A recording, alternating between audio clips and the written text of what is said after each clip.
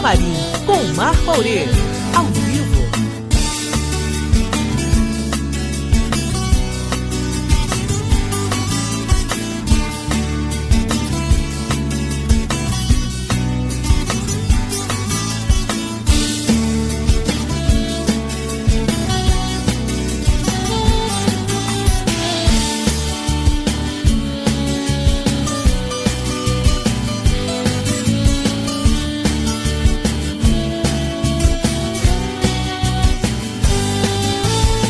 Camarim, onde você é convidado a entrar.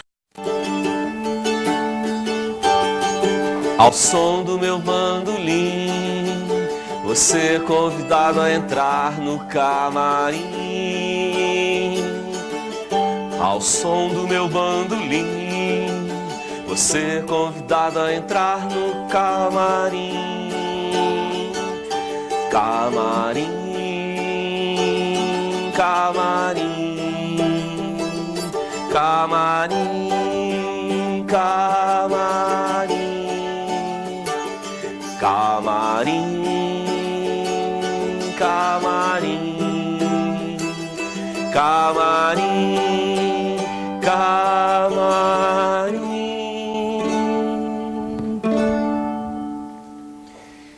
Seja bem-vindo a mais um Camarim ao vivo pela Rede Petrópolis Televisão, canal 10, e você assiste também em tempo real via internet, www.tvredepetrópolis.com.br, em tempo real, ou seja, enquanto o programa estiver passando, né, no horário do programa, segunda-feira das 17 às 18 horas, você assiste em tempo real. E também as reprises, né, aos domingos às 19h30, temos reprise. Dormir e sonhar, pular estrelas e acordar caindo no colo do dia.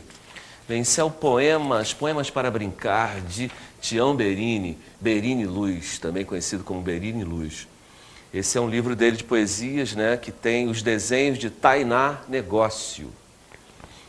Ilustrações de Tainá Negócio. E nosso entrevistado especial de hoje é dramaturgo, diretor e produtor cultural. Ele é gaúcho de nascimento e morou por 7 anos em Petrópolis, atualmente reside no Rio de Janeiro.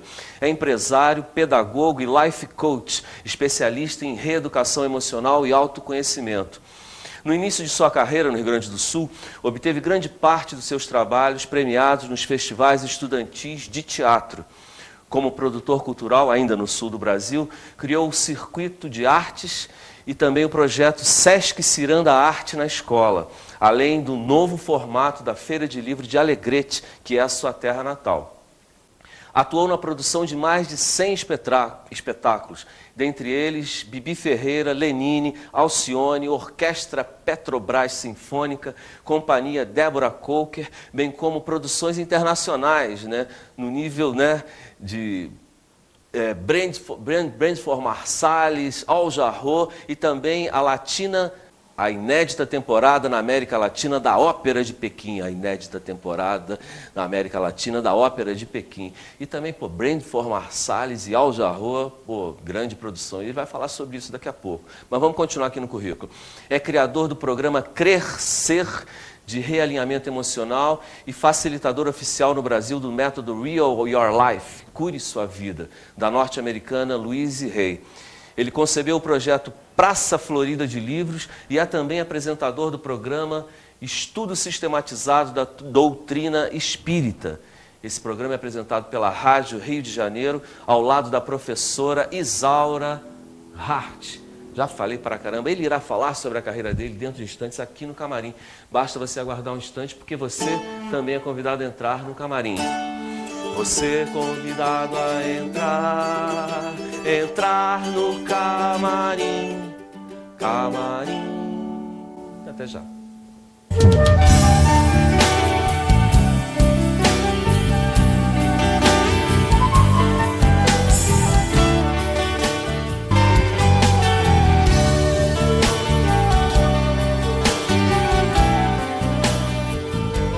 Você acaba de entrar no Camarim, esse local íntimo, onde os artistas se despem, se vestem. E aí, meu querido, seja bem-vindo ao Camarim. Muito obrigado pelo convite, Marco. Esse espaço aqui é mágico, camarim, é um espaço mágico. É, né? É um espaço mágico. Eu me sinto muito grato pelo convite, Poxa, pela oportunidade da gente estar trocando, né? legal. Eu respeito muito o teu trabalho, né? Enfim, Obrigado. acho que eu nunca tive a oportunidade de dizer isso, né? Não, pô, fala isso ao ar para ficar registrado. Pois é. Não, a riqueza, né? O comprometimento artístico, e aí você lançar mão de uma ideia tão legal como essa, né? Porque não é só a transmissão de um programa, mas você faz um registro. A impressão que dá é que você possui o registro artístico da cidade de Petrópolis, né? Os artistas, o que eles vão produzindo, né? Contam da sua carreira, né? Eles ganham um espaço de visibilidade, né? E às vezes os espaços nem sempre são um palco do teatro ou uma galeria, né? Sim. Mas às vezes é um espaço de diálogo, de conversa mesmo. Pô, que legal. Parabéns. Eu fico muito feliz também por Parabéns. você estar aqui. Eu sempre visualizei você no camarim, desde que eu te conheci, né? Sim. Eu ficava imaginando você como um convidado, né? Tá na minha lista já há um tempão. Que ótimo. Seja bem-vindo. E você é um produtor, né? Assim, não só como também que eu assisti espetáculo seu, você atuando, Sim. mas um produtor que passou por muitos camarins nos dois lados, né? Sim, Produzindo o camarim. Como é que é isso, esse lá e cá, né? Então, eu comecei a fazer teatro com 8 anos de idade. 8 anos de 8 idade? anos de idade, na escola. Sempre com aquele famigerado pedido da direção da escola. Pessoal, faz um trabalhinho para apresentar no Dia dos Pais, no Dia das Mães, aquela coisa toda. Então lá ia o Wagner, juntando os colegas para poder produzir esse trabalho. Eu fiz isso até os 17 anos. Mas como nada dava certo enquanto a gente estava no palco, eu resolvi visitar o backstage disso. Entendi. Não é? Para saber como é que funciona essa engrenagem. Aí me apaixonei, né? Sim, me apaixonei. sim. Então, quer dizer, gosto muito de palco, mas no momento a produção é o que mais me cativa, né? É o que mais me movimenta, é o que mais faz o coração. Até mesmo um programa de televisão, né? Sim. Quer dizer, quantos profissionais estão movimentados por trás para que isso ganhe dinâmica. Então, realmente, assim, foi o início pelo palco, tive essa experiência. E quando eu vi para o Rio de Janeiro, para Petrópolis em especial, eu trouxe na bagagem, então, um sarau de poesias do meu conterrâneo, né? Do Mário Quintana, que é aonde assim, eu revisito esse santuário. Né? Então, é onde eu me sinto um pouco em casa também, mas a produção cultural é o meu ofício, né? É a minha profissão, e eu gosto muito de fazer. Né? Gosto muito de fazer, e realmente, assim, ó, fazer produção é desafiador para qualquer pessoa. Não só no atendimento daquelas necessidades absurdas que os artistas têm, né? E que, na verdade, o artista grande hoje ele é grande porque um dia ele foi pequeno, né? E quando ele é grande ele esquece dessa trajetória, né? Sim. Então, realmente, desde que você demonstre profissionalismo, né? E você conduza aquele processo de diálogo, aquele processo de que o show, que o espetáculo, ele precisa dar tudo certo. Então faz parte de uma produção local e de uma produção vinculada ao artista. Então todo esse processo, ele começa muito antes daquela apresentação, né? Desde o fechamento de contrato, Sim. uma série de outras questões, para que no dia realmente o espetáculo aconteça nesses mínimos E os detalhes. esses imprevistos, você gosta de sofrer esses, que sempre tem na produção, né? É uma corda que arrebenta, é uma luz que queimou. Como é que você lida com esses imprevistos? Você lida bem com isso? Olha, desse tempo todo que a gente está na estrada de produção... Porque tem gente que tem paura, mesmo sendo produtor, né? Assim, entra em desespero. Mas eu acho porque eu acho que a produção é resolução, né? É dar resolução aos imprevistos. E também manter um pensamento de proatividade. De você pensar também, buscar, analisar aquele espaço como um espaço dinâmico, né? Que pode acontecer algumas coisas. Então, quer dizer, se algum material pode ser inflamável, você tem um brigadista já posicionado, entendeu? Um técnico, seja de som, de luz. Durante a montagem, eu fico muito atento a isso. Não é? As minhas produções, eu fico muito atento a isso. Como é que está se estabelecendo a montagem? E aí eu fico atento. Quando diz, olha, esse cabo aqui não está funcionando agora. Então aquilo já vai para o meu checklist. E aí eu fico atrás da empresa responsável para saber se o cabo foi alterado, aquela questão toda. Mas a questão do imprevisto é muito interessante. E isso aconteceu, Marcos, no show do Al Jarreau, no Festival de Jazz do Sesc. Então, faltando alguns minutos para a conclusão do show, o nosso gerador... início do show? Não, para o final? Para o final. o gerador deu um problema da chave reversora, que transfere a luz da casa para a luz do gerador, não é, para manter. Então caiu a luz do som, só ficou a luz da iluminação cênica. Então, obviamente que nós, como atração do quilate de Al Jarreau, a gente já imagina, né? Nossa, o artista agora vai dar um piti daqueles, vai sair. Mas ele, de uma elegância, de uma sensatez artística, né? Ele só olhou pra gente no backstage e perguntou quanto tempo levaria para reatar aquilo, para poder voltar ao normal. Nós temos 5 minutos. E ele, deixa comigo, olhou para o pianista, pediu para ele tocar, e ele fez algumas músicas a capela. Que legal. Então você imagina Al Jarreau cantando a capela. Isso foi em qual teatro? Foi no Teatro Sesc Quitandinha, no Sesc mecanizado. Quitandinha, mecanizado. Não é? Então assim, com lotação esgotada, 1.100 pessoas lá dentro assistindo. E algumas pessoas... Foi recorde dos festivais? Tem alguns espetáculos, né? Principalmente, eu vejo assim, ó, o Petropolitano, ele valoriza muito os grandes nomes, né? Sim. Os grandes nomes do teatro, da música. Desde Dom Pedro, né? Então, e essa valorização, você já tem mais ou menos uma prévia de como é que vai ser aquele show e aquele espetáculo, né? Mas algumas pessoas, no final, adoraram o show e nem perceberam que faltou a luz do som. Não é? Achou que fosse uma ideia do artista, aquela coisa. Mas a produção mais complicada de se fazer não é de show musical. Show musical é a mais tranquila que se tem. Agora, espetáculos de teatro é justamente o caulo, é o calcanhar de artista. É muito detalhe. A iluminação é extremamente precisa. Os adereços, cenário. Cada lugar é um cenário diferente. Ontem eu estava falando, a gente fez Sesc Teresópolis com Flautista de Hamelin. Eu olhei assim os adereços todos, eu falei assim, olha, fazer música é muito mais fácil, é muito mais fácil. Adereços e ratos e bonecos e não sei o quê, aquela tralha toda, né? Isso, e aquilo tudo chegando, e aí você não pode abrir, obviamente, tocar aquilo enquanto a produção não chega, porque é uma responsabilidade, né? Você abrir um baú daquele, chega na hora e falta alguma coisa. Claro. Né? Uma das outras questões que acontece também no camarim, no backstage das produções, é quando os espetáculos, eles são formatados para estrear num determinado teatro. Então, é como se o espetáculo recebesse a roupa daquele tamanho. E quando eles vão fazer a viagem, o circuito, eles levam a mesma estrutura. Eles desejam a mesma estrutura de que quando estão em temporada. E aí, não impossível, né? Então, assim, você monta num dia e desmonta no outro. Realmente é muito impossível. Mas, não é, o artista solicita, e aí a conversa não é entre produção e artista, né? Todos nós sabemos, é entre produção e produção. Eu já tive uma produção no Festival de Inverno, enquanto o Sesc realizava a programação ainda no Teatro Dom Pedro, de um espetáculo, não sei se eu posso falar do espetáculo A Poltrona Escura, com o Cacá Carvalho, se não me engano. O produtor dele precisava de uma entrada e uma saída na frente do palco. Na frente do palco ali, o Paulo Gracindo, hoje, né? Palco Paulo Gracindo. E tem-se uma escada. Então nós iríamos providenciar... ele precisava de duas? De duas. Duas entradas e saída na frente do palco. E aí, só que o produtor... Que é o padrão. Normalmente é o padrão, né? De escada, normalmente você tem aqui e aqui, né? Só que a escada... Ele ensaiou assim, né? Eles ensaiaram nessas duas escadas. Só que a escada, ela tinha que estar... o palco tinha que ser recortado com o marceneiro. Olha só. Recortado com marcenaria e a escada encaixada de uma outra forma.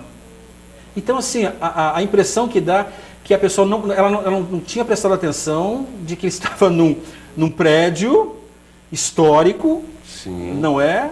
E protegido como patrimônio mesmo, ou seja, é umas coisas muito malucas, muito piradas assim, né? Então as transformações chegam, e camarins gigantescos, né, de solicitação. Tem uma produção que nós tivemos no Festival de Inverno que solicitou tanta coisa. Um exemplo, solicitou um queijo macerado, eu acho que na Birmânia. Caraca. Aí a equipe toda foi para uma churrascaria, jantou e não tocou absolutamente nada naquele camarim que às vezes gera estresse, né? Porque você não encontra aqueles elementos, principalmente shows internacionais, que você não encontra aquele elemento, aquela coisa toda. Mas em relação a show, a espetáculo, todo artista quando entra no palco, ele muda. não é? Então, assim, a gente tem...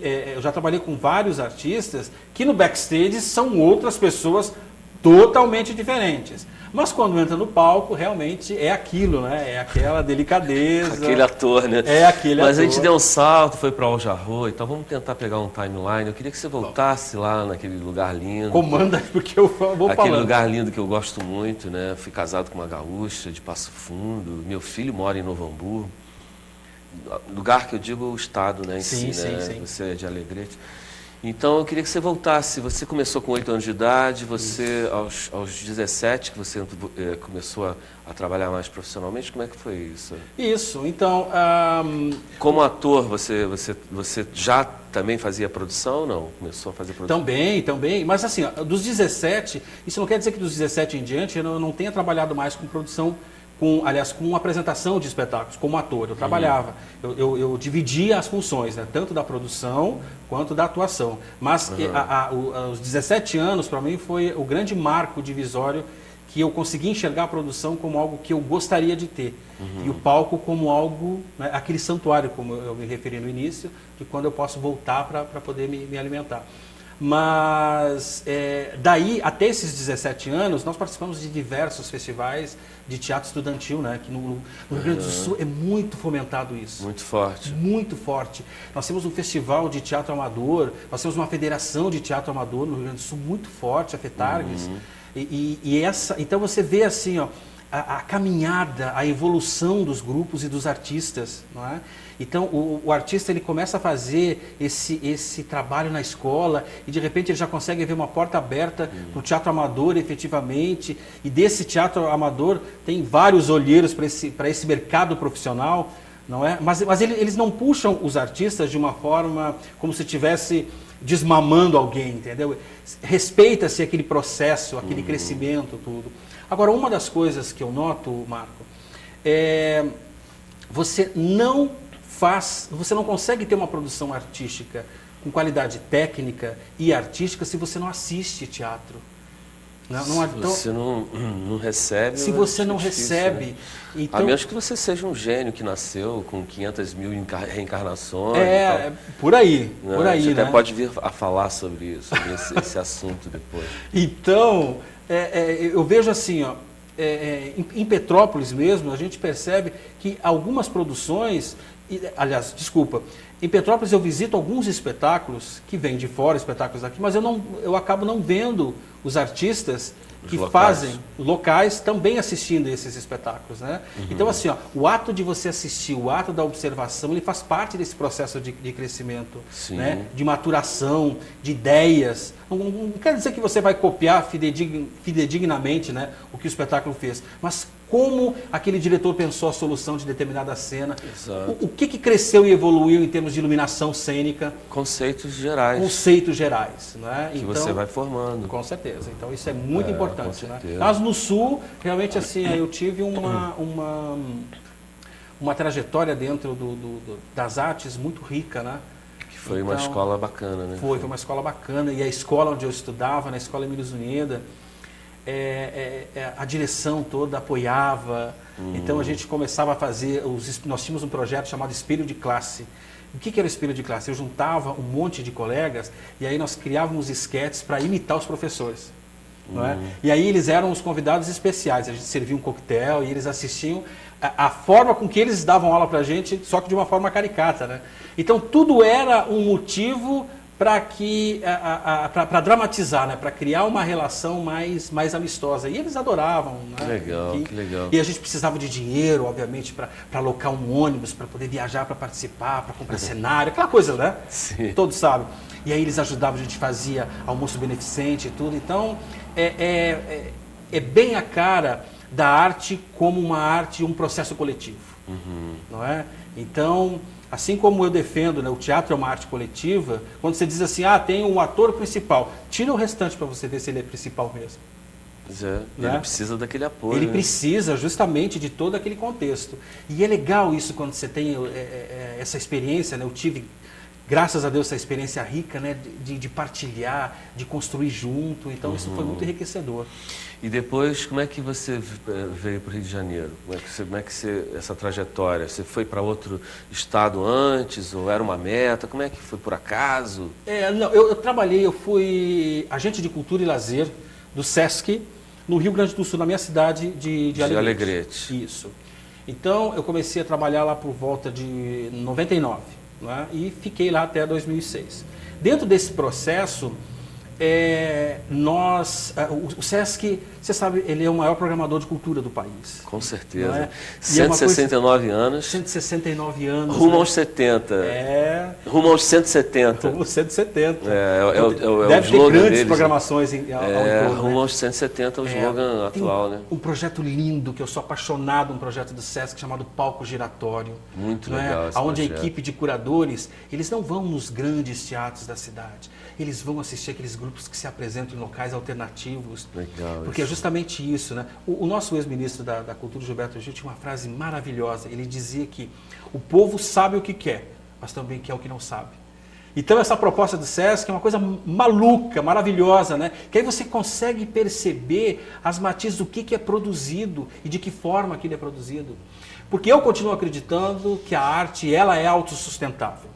A arte não é igual a um banco. Se você retirar o recurso financeiro daquele banco, ele quebra. Se você tirar o dinheiro do artista, ele continua produzindo arte. Sim, nem que seja com uma latinha, né? Então isso é maravilhoso, isso é da condição humana, né? Então isso é fantástico. E aí então eu tive a oportunidade de coproduzir circuitos de artes cênicas em parceria com o SESC, em parceria com ONGs, né, com grupos locais, sempre nessa integração, sempre fazendo com que as pessoas crescessem junto nesse sentido, né, de observar algo novo, né? A minha cidade até teve algum período, agora não tem mais. Hoje, infelizmente, não tem cinema, não é? Então, assim, quer dizer, 2015, uma cidade que não tem cinema, então nós temos algumas coisas a pensar e a repensar. Mas nós tínhamos alguns circuitos de artes cênicas, então a Feira do Livro ela mudou o formato. Então, isso foi até 2006. E eu ainda estava na minha graduação de pedagogo, né, de pedagogia na área de gestão da educação. Dizem que quando a gente completa 30 anos de idade, tem uma mudança. Acontece uma mudança, uma coisa maluca. O primeiro retorno de Saturno. É mesmo? Para então, quem você tá me curte astrologia. Isso, Saturno retornando ainda. Volta de Saturno. E aí, o mais interessante é que a cultura do Rio Grande do Sul é uma cultura muito rica, mas é uma cultura extremamente tradicionalista. Não é? Então, a visão que o Wagner tinha, não é a mesma visão que eu tenho hoje, não. A visão que eu tinha na época, no momento, onde eu pudesse potencializar mais o meu trabalho, seja de atuação ou seja de produção cultural, eu só enxergava o eixo sudeste, a região sudeste, não é? Isso era uma meta estabelecida. Sim, sim. Aí eu vi, não, então Rio de Janeiro, São Paulo, isso. E no ano de 2005, então, eu resolvi fazer uma excursão. Olha só, era uma excursão de terceira idade do SESC de Alegrete, que ele passou 17 dias rodando. Paramos assim, ó, Curitiba, Salvador, São Paulo, Rio de Janeiro, uma coisa maluca. Só eu, né? Quer dizer, eu iria fazer 30 anos naquele ano, em 2005. Metade da média de idade. Mas aí eu já estava com a questão na cabeça, aproveitar a viagem já para prospectar alguma coisa. Né? Então eu cheguei em Curitiba, nossa, cidade maravilhosa. Sabe quando você não se sente convidado a ficar? Aí passei por São Paulo, para Salvador. Isso é muito forte, né? Esse espaço, né? Isso. Aí cheguei em Salvador e me deparei com aquela cidade com 52% da população vivendo abaixo da linha da pobreza. Não é? Então, são realidades totalmente diferentes. E aí, nessa prospecção, em São Paulo, aquela selva de pedras, aquela coisa maravilhosa, mas também não me senti chamado. Quando nós chegamos no Rio de Janeiro, cidade, como o próprio nome diz, né, maravilhosa, tudo. E a minha amiga, que era a coordenadora da excursão na época, Wagner, nesse final de semana, nós temos livres, eu vou a Petrópolis visitar uma amiga e depois em Angra. Você quer ir comigo? Vamos. Aí foi quando eu desembarquei no centro de Petrópolis, né? Aí tem N questões que envolvem inclusive as questões de transcendência espiritual mesmo, né? Então quando eu desembarco no centro de Petrópolis é como se eu estivesse assim adentrando o quintal da minha casa. Que legal. Né? Então você sente assim, é como se fosse abraçado novamente. Né? E aí, então aquilo me fez refletir profundamente, né? E eu disse para mim mesmo, eu acho que eu encontrei o lugar que eu vou, o lugar que vai me hospedar pro resto da minha vida, eu falei. Né? Pô, que bacana. Então, de lá para cá, eu voltei para o Rio Grande do Sul, né? Vi no intervalo aí do Natal e do Ano Novo de 2005 para ver onde é que eu ia ficar, aquela coisa tudo. E em 2006, em janeiro, conversei com a minha gerente, né? Dizendo para ela das minhas decisões e tal, tudo. Aí eu me lembro até hoje. Rita, se ela tiver a oportunidade de assistir, Rita Segabinazzi, beijo para você. Muito obrigado aí por tudo. Ela dizendo assim, não sei se eu estou fazendo a coisa certa. E disse assim, como assim? Eu estou jogando a tua vaquinha, ela contou, sabe aquele conto da vaquinha, que é a única coisa que tem? Eu estou jogando a tua vaquinha no precipício. Muito bom esse conto. Não sei se daqui a 5 anos eu vou te encontrar, não sei como é que eu vou te encontrar daqui a 5 anos. Eu digo, pode jogar vaca que aí eu dou o meu jeito. Entendeu? Eu dou o meu jeito. Então, porque jogou a vaca, tem que, né? Tem que aprender a conjugar o verbo tem que, né? Tem que fazer. A vaca morreu, ela que dava tudo para ti, leite, né? Nata, queijo, isso você vive dela, acomodado. Morre a vaca, meu irmão, tem que se virar. Foi. E eu me lembro que eu tive uma conversa com a minha mãe me perguntando, por que você vai sair do SESC? Então, eu estava extremamente estabilizado no SESC, com um salário legal, tranquilo e tal. Então, de repente, você abandona isso e muda para o nada. Entendeu? Você sabe a mudança para o nada? E isso, eu não sei se é pela natureza escorpionina, né, que fala, né? Sim. Se essa questão da mudança, para mim, é muito tranquilo. Não é? Porque o novo, ele não me assusta. Ele pode, assim, me causar um certo... É um signo ligado à transformação, muito. Mas ele não me assusta. Nascer e morrer. Então ele não me assusta. E a ideia, então, era de estar inserido numa outra cultura. Sabe quando, nos 30 anos, eu tive a exata impressão de que eu olhei para trás, contemplei a minha história de 30 anos e percebi o que eu construí com aquilo e o que eu poderia construir mais. Que legal, vamos dar um break agora. Camarim vai fazer um break e volta dentro de instantes conversando com Wagner Souza. Até já.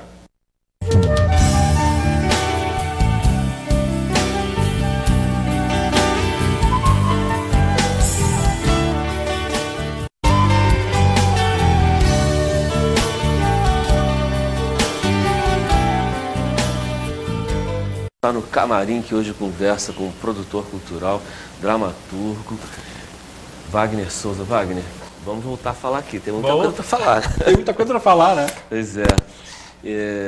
Então, aí você veio para o Rio de Janeiro, se apaixonou por Petrópolis, essa bela senhora, né? Bela senhora, isso. Bem vestida, toda bem comportada.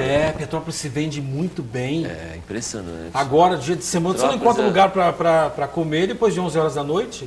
Né? No centro. Absurdo isso. Né? Então, nós que trabalhamos com produção, principalmente nesses grandes eventos, a primeira coisa que as produções perguntam, onde é que pode levar para jantar? E eu já pergunto assim, que horas é que você pretende sair? E não era assim, é engraçado, né? A cidade deveria, normalmente aumenta a população, aumenta a demanda, e aí você passa a ter, porque Petrópolis sempre foi uma cidade de grandes restaurantes, né? Restaurantes que eu, por exemplo, toquei em restaurantes. O primeiro restaurante que eu toquei na minha vida, em 1981, é um restaurante russo chamado Ruski Dam. Um restaurante russo que funcionava, a gente tocava até 2 da manhã. A própria, aquela do Dr. Saerp, tinha vários restaurantes, restaurante alemão, né? Enfim, mas aí de repente parece que alguma coisa acontece, a cidade não desenvolve nesse sentido, né? Sim, sim. E aí é lamentável. Mas então, vamos falar sobre as suas outras produções. Você, como dramaturgo, o que você escreveu, o que pretende escrever, o que você tem escrito para lançar?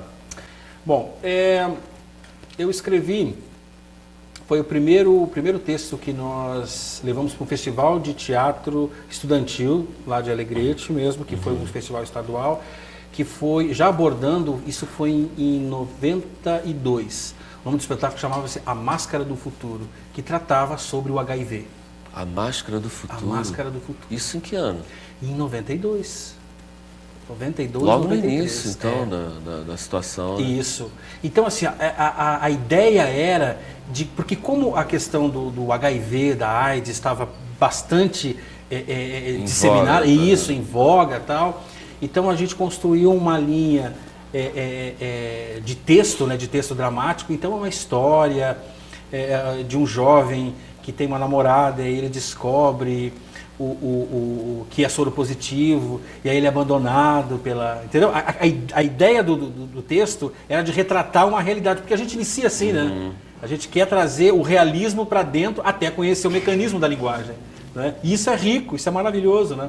Então, de lá, são textos como o Entre Nós, que já é um texto mais voltado para a linha espiritualista. Né? Você espírita. Que escreveu também. O Entre Nós é um texto meu. Quantos personagens? O Entre Nós são 9 personagens, né? É um texto assim, que eu gosto muito, eu tenho um carinho muito grande. Já montei ele no Rio Grande do Sul e remontei aqui. Qual é a trama? Então, a ideia é de que um grupo de pessoas que se encontraram durante uma época do nazismo, eles retornam através da reencarnação com formatos de posicionamento familiar diferenciado. Um exemplo. E eles eram o que lá atrás? Então, lá atrás eles eram o nazista, que era o grande executor Sim. de algumas mortes, uma mulher nazista, que era amante desse nazista, cúmplice dele, e um criado judeu. Então, essas 3 pessoas.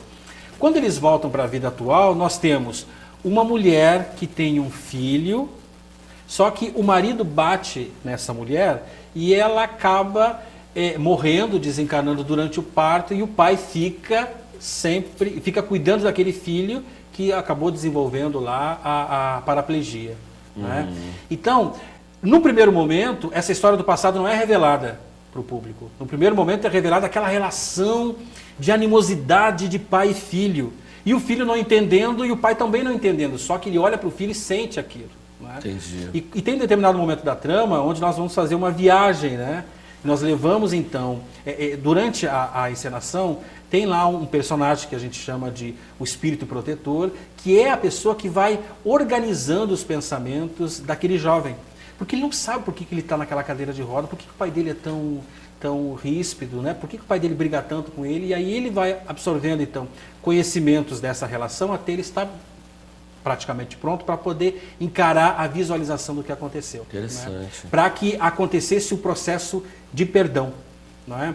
Então, para nós espíritas, a reencarnação, Marco, ela não é um ato punitivo, mas ela está te chamando à responsabilidade. E o texto fala muito disso. Não é? Então, assim, o pai não está pagando por alguma coisa, até porque a lei que nos cria é uma lei de amor. Ninguém vem ao mundo para sofrer. Se há um sofrimento, esse sofrimento realmente é assim, é por não querer caminhar nessa estrada que nos alinhavou, que nos construiu, que é a questão do amor. Né? Que é você se olhar com amor, que é você olhar o mundo com amor e olhar as pessoas com amor. Não é? Então, basicamente, para você, a reencarnação é uma suposição, uma crença, ou é uma certeza absoluta? É uma certeza absoluta, é um fato, é algo assim incontestável para mim. Incontestável? Incontestável. Por quê? Para mim, porque é algo que você sente, entendeu? É algo que talvez eu não consiga explicar com palavras. Mas assim, dentro do conhecimento, dentro da formação que eu tive, eu já tive várias experiências vivenciais, que eu digo, em relação a vidas passadas, com depoimentos, né, de alguns médiuns que relataram em livros. Com certeza. Isso tudo dá uma experiência própria, porque hoje eu ainda educo a minha mediunidade, né, junto à União Municipal Espírita de Petrópolis. Sei. Então eu tenho um trabalho com mediunidade todas as segundas-feiras à noite, então o contato com esses espíritos não é só através do livro que você tem você tem uma vivência pessoal. Tem uma vivência pessoal da questão e as histórias que eles trazem, né? Como é que pode a pessoa que nunca pintou, de repente, pintar e desenhar como Renoir, Rembrandt? Então, É impressionante, né? Com pinceladas fantásticas e de olho fechado. e de olho fechado. Não, eu quero que me expliquem como é possível isso. Como é Alguém que possível- não é pintor, não fez escola, sem academia nenhuma, e não pinta fora do estado do transe, da de mediunidade. transe. Como se explica isso? Então, é uma questão, acho que primeiramente é uma questão de fé. Existe uma corrente que fala que daqui a pouco a ciência quântica vai provar por A mais B da existência do espírito. Mas sabe que o processo religioso, para mim, ele é de forma diferente. Ele me leva, ele me educa até certa forma, mas para que eu atravesse de um lado para o outro, aí é minha fé. Aí é o que eu acredito, entendeu? É isso que me leva. Mas respondendo à tua pergunta, é preciso, obviamente, que a pessoa tenha, não é, dentro do seu conjunto orgânico a mediunidade. Já renasça com esse potencial de mediunidade, não é? Então todos nós, quando retornamos para cá, é como se nós planejássemos a nossa existência. E nós não vamos planejar nos mínimos detalhes, só os macros acontecimentos para que a gente seja chamado a essa responsabilização.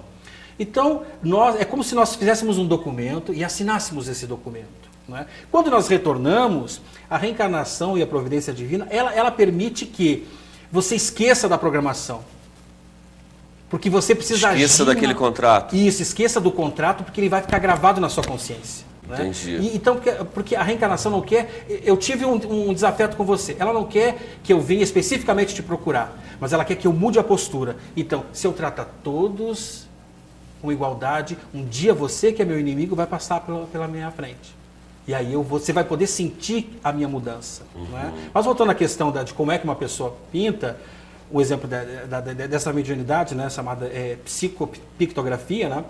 Então você percebe assim, a habilidade que a pessoa tem, já com a questão da mediunidade, e aí os espíritos, então, desses grandes pintores se aproximam, né, e se juntam. Né? Não existe, dentro do conceito espírita, não existe incorporação, porque nenhum espírito incorpora no outro. É uma comunicação de perispírito, isso, energética. Não é? Então é tudo a nível de... E você diria que o artista criador, de certa forma, em graus diferenciados, de artista para artista e de momento para momento, ele é um mediúnico? Ele bebe, todos nós bebemos nessa fonte de transcendência, todos. Então, Kardec assevera na codificação que todos nós somos médiuns, uns com mais potencial e outros menos, em graus diferentes. Mas imagina só, quando você está parado, está quieto, você está pensando numa cenografia, você está pensando... Então, você está buscando... nessa realidade não é, que nos cerca, essas imagens. Então, assim, você vê às vezes espetáculos maravilhosos que você sai, né, com a alma elevada, né, e outros que você sai como se fosse, né, sim, uma carreta de concreto para baixo. Sim, então, você já consegue perceber aonde estão bebendo, né, que fonte é que está bebendo nessa comunhão artística, né?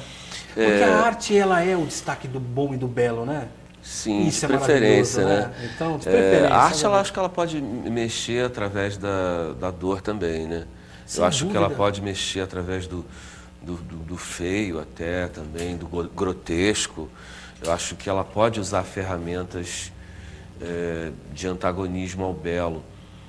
Mas em sua Mas o belo plenitude... é o fim, o belo é o que ela deseja. A ferramenta, o processo pode ser várias. Sim, né? sim. Várias, obviamente, né? Mas o belo no sentido assim... De meta, né? De você querer entregar alguém, de que você preparou com carinho aquilo. Sim. Entendeu? É uma ferramenta transformadora, né? Sem Nem dúvida. que para isso tenha que usar fórceps. Sem dúvida, sem dúvida. Sem dúvida. E a tua relação com poesia? Você escreve só em prosa e dramaturgicamente ou você escreve Na verdade, em poesia, eu poemas? não escrevo poesia. Hã? Eu não escrevo poesia. Não escreve? Não, eu só interpreto as poesias algumas poesias do Mário Quintana no sarau. Sim. Não é? Então, quer dizer, eu nunca me aventurei a escrever poesia. Né? Então, eu acho que E como é que é a tua relação com essa figura tão...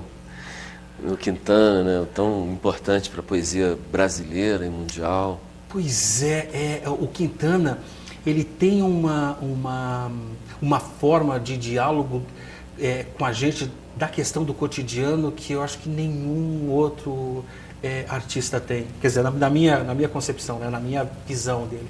Então ele consegue falar do dia a dia, do cotidiano. Tem uma poesia dele que eu acho maravilhosa. Diga aí pra gente. Que é sobre a morte. Né? Fala ela pra a gente. morte é a libertação total. A morte é quando a gente pode, afinal, estar deitado de sapatos. Olha que coisa maravilhosa. Ele é raikaniano pra caramba, né? É uma coisa Ele maluca. consegue ser simples e fantástico. É, né? e aí ele é curto também, às vezes, né? curto, Muitas vezes. é direto. Né? Então, assim, tem uma outra poesia, posso falar? Eu quero que você fale várias. Ah, vamos lá. Quero só falar. Por favor. Então, tem uma que ele... Rogério Avelino, pegue ele. Ensaio no camarim. Ensaio no camarim, né? Tem uma que ele fala o seguinte: se eu fosse um padre, eu, nos meus sermões, não falaria em Deus nem no pecado, muito menos nos anjos rebelados e os encantos das suas seduções. Não citaria os santos nem os profetas, nada das suas celestiais promessas ou das suas terríveis maldições. Se eu fosse um padre, eu rezaria os poetas, eu citaria os seus versos, os mais belos, desses que me embalaram a infância, e quem me dera que alguns tenham sido meus, porque a poesia enobrece a alma. E um belo poema, ainda que de Deus se aparte, um belo poema sempre leva a Deus. Lindo, não é? Ainda que se Deus que Ainda se que de Deus se aparte, leva a Deus. É muito lindo isso. É a questão que você colocou da ferramenta que às vezes a arte usa o feio, Sim, né? Que sim. se distancia do padrão, mas mesmo assim a proposta é de elevar. Exatamente. Né? Mesmo assim a proposta é de Eu gostaria elevar. de mais, Quintana. Vê se você lembra de algum outro. Ai, Quintana. Quantos você fala nesse seu sarau? São 12 poesias. Há quanto tempo você não faz? Olha, já tem um ano. A última apresentação foi no Sesc de Nova Friburgo. Né? Foi uma apresentação maravilhosa. Porque a ideia desse sarau é resgatar a tradição da oralidade. Então não há textos decorados, mas lidos mesmo. Né? Porque a ideia do autor, o Quintana gostava muito que as poesias dele fossem lidas e sentidas como se o ato que estivesse escrito ali estivesse acontecendo naquele exato momento. Então não é aquela coisa do batatinha quando nasce se esparrama pelo chão. Não é? Então é algo que fosse sentido, tal. Então é um trabalho muito maravilhoso, né? A forma literal escrita, tanto que você reproduz os poemas no telão, né? Tem alguns momentos que a caligrafia é mostrada, né? Isso. Se eu não me recordo. Isso. Tem a caligrafia, tem as imagens. Assistindo Teatro Afonso Arinos. Por favor, Teatro Afonso Arinos, volte à cena, né, petropolitana. Está fazendo falta. Pois é, um espaço... 3 anos fechado. 3 anos. Essa sala fantástica, esse espaço que é o principal formador da classe. Eu acho que o movimento, realmente o movimento artístico, o movimento de teatro, de cultura da cidade, ele precisa ter uma maior unidade, né? Ele precisa ter uma maior unidade e um posicionamento. Né? E um posicionamento. Às vezes é necessário romper. Porque rompendo você consegue ampliar.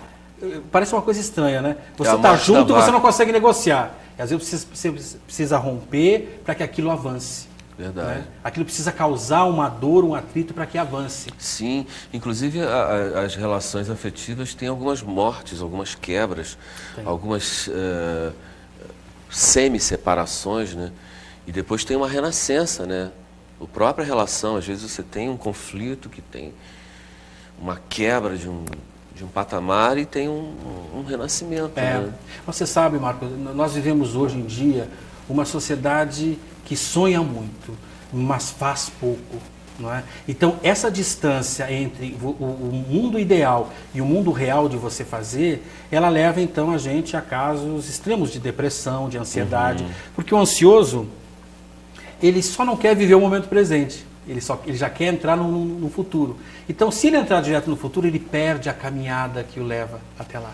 Né? Então, o que falta para nós recomeçarmos de uma forma mais efetiva, é de nós darmos um passo de cada vez. Né? Mas um passo com uma direção certa.